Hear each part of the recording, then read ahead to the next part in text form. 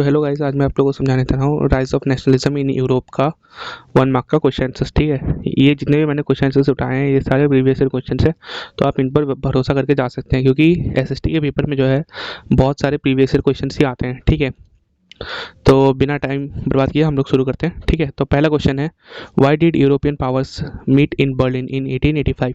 ठीक है, ये देखिए आप लोग जैसे देख सकते हैं दिल्ली का 2018 का पेपर में आया हुआ है। ठीक है, in the 17th and 18th centuries, merchants from the towns and in Europe began moving to the countryside, supplying money to peasants and artisans, persuading them to produce for an international market. उसके बाद जाके आता है name the treaty. ठीक है, Greece को किस treaty ने as an independent nation recognise किया था। तो ये दिल्ली का 2016 का पेपर में आया हुआ है। ठीक है, नाम है ट्रीटी ऑफ कॉन्स्टेंटिनोपोल। ठीक है, उसका आता है name the event that mobilised nationalist feelings among the educated middle class elite across Europe in 1830 1848। ठीक है, तो ग्रीक वॉर ऑफ इंडिपेंडेंस इसका आंसर होगा। उसका बाद आता है हम लोग का, what was the main aim of revolutionaries of Europe during the years following 1815। ठीक है, तो क्या मेन एम था उन लोग का, was to oppose the monarchical form of government and fight for liberty and freedom. ठीक है, उसके बाद France sneezes the rest of Europe catches cold, ये किसने कहा था, मेटरनिक ने कहा था, ड्यूक मेटरनिक ने कहा था। ठीक है, उसके बाद क्या आता है, was proclaimed the German emperor in the ceremony held at Versailles in January 1817। ये 2016 में आया हुआ है। ठीक है, the ceremony held at Versailles in January 1871 proclaimed Kaiser William one of Prussia as the German emperor. ठीक है, उसका आता है, what was the meaning of liberalism in early 19th century in Europe. ये आप देख सकते हैं फॉरेन का 2016 का पेपर में आया हुआ है। ठीक है, उसके बाद तो इसका आंसर होगा freedom for the individual, equality before law, government by consent and freedom of markets. ठीक है, उसका जाता है हम लोग, what was the meaning of treaty of what was the main aim of treaty of Vienna of 1815। ठीक है, तो इसका होगा आपका, the main aim of treaty of Vienna was to reestablish conservative regimes in Europe. ठीक है, उसके बाद what was the strong demand of the emerging middle class in Europe during 19th century. ये फॉलोइंग का 2016 का पेपर में आया हुआ है। ठीक है, the strong demand of the emerging middle classes in Europe during 19th century was constitutionalism and national unification. ठीक है, तो क्या क्या मेन डिमांड था आपका, कि कॉन्स्टिट्यूशन होना चाहिए और पूरी एक नेशनल यूनिफिकेशन होना चाहिए। ठीक है, जो नेशन स्टेट हम लोग बोलते हैं।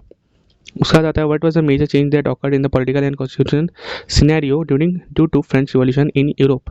ठीक है, दिल्ली का 2015 का पेपर में आया हुआ। इसका होगा end of absolute monarch with the transfer of sovereignty from the monarchy to a body of French people. अगर आपने वो मेरा लेक्चर देखा होगा, ठीक है, वन शॉट वाला राइज ऑफ नेशनलिज्म वाला, तो उसमें मैंने मार्क कराया था क्वेश्चन आंसर्स कि कौन कौन सा इंपॉर्टेंट है। ठीक है, उसका आता है, what was the meaning of the French revolutionaries. ठीक है, तो बहुत सारे मेन एम थे कि कलेक्टिव इंटरेस्ट, कलेक्टिव आइडेंटिटी पैदा करना। ठीक है, तो यहाँ पे वही होगा, by creating a sense of collective identity amongst the French people. ठीक है, उसका ट्रांसफर ऑफ सोवरेनिटी होना चाहिए था monarchy to a body of French citizens. ठीक है, उसका आता है, what was the major steps taken up by the liberal nationalist. हाँ, उसका the liberal nationalist took the major issue of freedom of press. Freedom of press का, ठीक है, एक बहुत ही इंपॉर्टेंट मुद्दा उठाया था। आपको याद होगा जब द फियर ऑफ रिप्रेशन के ऊपर में जब एक बार कराया था। ठीक है, तो उधर में लिखा हुआ था फ्रीडम ऑफ प्रेस। उसके बाद mention the proclamation of the French revolution. तो प्रोक्लेमेशन क्या था, the people would constitute the nation and shape it's destiny. ठीक है, who founded the secret society young Italy during the 1800s। ठीक है, कौन ढूंढा था, ऑब्वियस सी बात है, किसी भी मजनी ढूंढा था। ठीक है, यंग इटली और young Europe. Name the female figure representing the Republic of France. ठीक है, तो मरियन होगा इसका। और जर्मन को कौन रिप्रेजेंट कर रहा था, जर्मेनिया को। ठीक है, ये 2010 में आया हुआ है। उसका what was the result of the first upheaval that took place in France in July 1830। 2010 के पेपर में आया हुआ है। It resulted in the overthrowing of the Bourbon kings and installation of a constitutional monarch with Louis Philippe as the head.